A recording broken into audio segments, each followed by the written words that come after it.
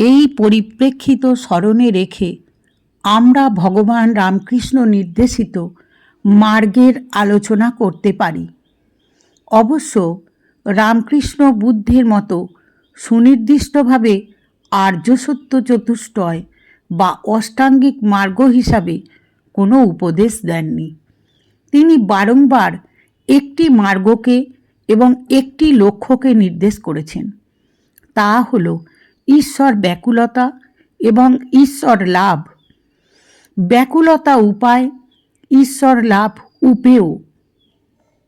ব্যাকুলতার তীব্রতার সূচিমুখেই ঈশ্বরের অনিবার্য আবির্ভাব।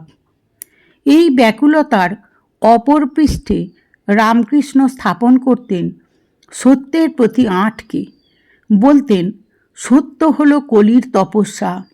এই সত্য যেমন মার্গ, তেমনি আবার মার্গের অন্তিম প্রান্তমুখ বা লক্ষ্য।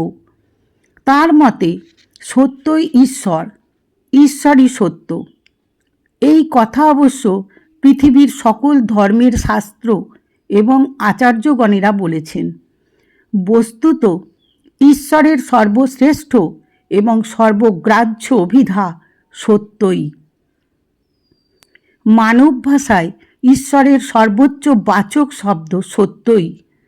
বুদ্ধ যদিও প্রত্যক্ষভাবে কখনো ঈশ্বরের প্রসঙ্গ আনেননি, কিন্তু সত্যকে জীবনের লক্ষ্য বলে চিহ্নিত করেছেন। সুতরাং ঈশ্বর বিশ্বাসী অথবা ঈশ্বর অবিশ্বাসী সকলকেই জীবনের মূল ভিত্তি বলে সত্যকে স্বীকার করতেই হবে। শ্রী রামকৃষ্ণ যেমন ঈশ্বর লাভকে জীবনের একমাত্র উদ্দেশ্য বলেছেন, তেমনি সত্য আচরণকেও জীবনের শ্রেষ্ঠ সাধনা বলে নির্দেশ করেছেন। তার সকল বাণীর মূলে আছে ওই ধ্বনি, সত্যের সন্ধান এবং সত্যে প্রতিষ্ঠা। স্বামী বিবেকানন্দ বলতেন, শ্রী রামকৃষ্ণ অনন্ত ভাবময়। তার ভাব অনন্ত, তার বাণীও অনন্ত। সুতরাং কোনো একটি ভাব বা বাণীকে অথবা কয়েকটি ভাব বা বাণীকে তার একমাত্র ভাব বা বাণী অথবা তার প্রধান প্রধান ভাব বা বাণী বলে নির্দেশ করাও অতি সরলীকরণ দোষে দুষ্ট হয়ে যায়।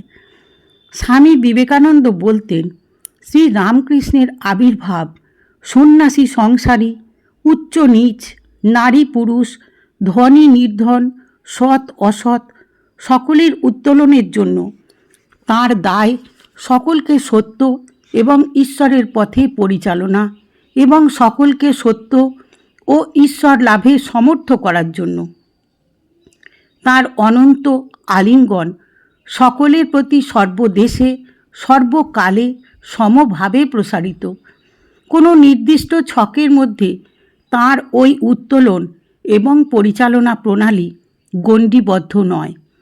কোনো বিশেষ মার্গের অনুশীলনের মধ্যে তাঁর পদ্ধতিকে আবদ্ধ করা চলে না।